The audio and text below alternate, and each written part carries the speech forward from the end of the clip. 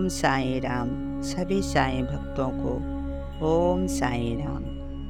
आज हम कर्म, भाग्य और बुद्धि इन तीनों के विषय में बातें करेंगे। इन तीनों में सबसे श्रेष्ठ कौन है?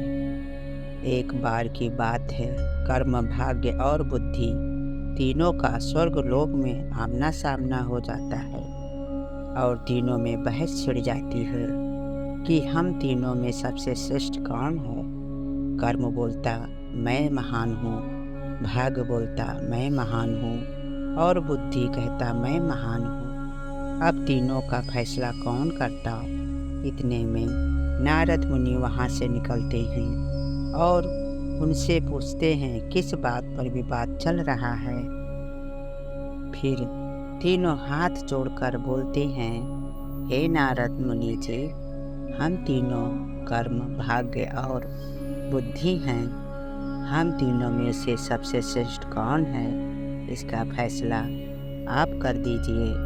तब नारद मुनि कहते हैं, ठीक है, तुम तीनों पृथ्वी लोक में जाओ और एक आम आदमी के जीवन में एक एक कर प्रवेश करो। जिसके प्रवेश करने पर उस आदमी का जीवन अच्छा होगा, वही श्रेष्ठ है। इतना कहकर नारद जी वहाँ से चले जाते हैं। फिर तीनों कर्म, भाग्य और बुद्धि पृथ्वी लोक की ओर चल दिए। पृथ्वी पर पहुंचकर उन्होंने एक गरीब लकड़हारा को लकड़ी काटते देखा और तीनों ने विचार किया, अपने सवालों का जवाब पाने के लिए ये लकड़हारा सबसे श्रेष्ठ है। फिर तीनों ने आपस में बात की, हम एक एक कर इसके शरीर में प्रवेश करेंगे और जिसके जाने पर इसका जीवन अच्छा होगा वो सबसे श्रेष्ठ होगा और हम इसके शरीर में एक एक सप्ताह रहेंगे। और सबसे पहले कर्म जाता है और लकड़हारा के शरीर में प्रवेश करता है।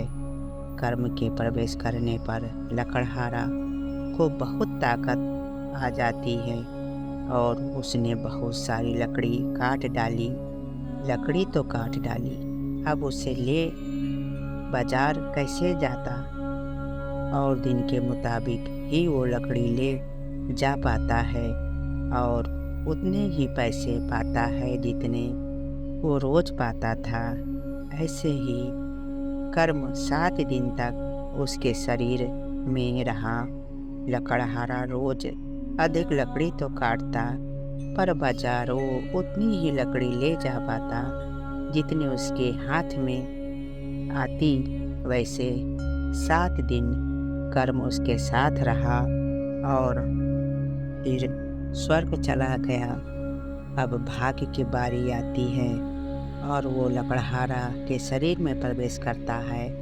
लकड़हारा को सोने का एक घड़ा मिलता है, उसमें बहुत सारी अशर्फियाँ होती हैं। लकड़हारा बहुत खुश होता है। अब लकड़हारा बहुत आलसी हो गया था। वो दिन भर पड़ा रहता और सारे पैसे इधर उधर खर्च कर दिया। बुद्धि तो थी नहीं कि वो पैसे काम में लगाता। कर्म तो चला गया था और वो पहले की तरह फिर गरीब हो जाता है और 7 दिन पूरा हो जाता है। फिर भाग्य स्वर्गलोक चला जाता है। अब बारी आती है बुद्धि की। बुद्धि लकड़हारा के मस्तिष्क में प्रवेश करता है। लकड़हारा कुल्हाड़ी में पहले हुक धार लगाता है और फिर सारी लकड़ियाँ काटता है। छोटी छोटी लकड़ी उसने बांधी और बड़ी लकड़ियों को उसने एक ट्राली की तरह बांधा और छोटी लकड़ियों को उनके ऊपर रखा और घसीटता हुआ बाजार ले जाता है और दिन के मुताबिक उसे पैसा अधिक मिलते हैं और वो एक और नई कुल्हाड़ी खरीद लेता है। अब वो रोज जंगल जाता, एक कुल्हाड़ी की धार खत्म हो जाती तो वो दूसरी कुल्हाड़ी से लकड़ी काटता और अधिक से अधिक लकड़ी बाजार ले जाता और अधिक पैसा कमाता।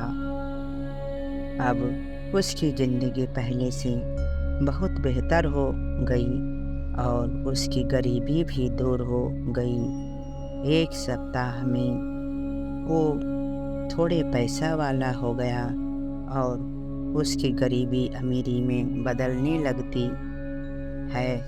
अब बुद्धि का एक सप्ताह पूरा हो जाता है और वो स्वर्गलोक चला जाता है। फिर तीनों की मुलाकात होती है और नारद जी भी वहाँ आ जाते हैं। तीनों के बातें सुनते हैं। नारद जी ने कहा, तुम तीनों में बुद्धि श्रेष्ठ है। जब बुद्धि होती है वहाँ कर्म बन जाते हैं और जहाँ कर्म बनते हैं वहाँ भाग्य भी बन जाती हैं। मनुष्य के जीवन में इन तीनों का होना बहुत ज़रूरी है, तभी मनुष्य सफलता हासिल कर पाता है। बोलो ओम साईं राम, जय साईं राम।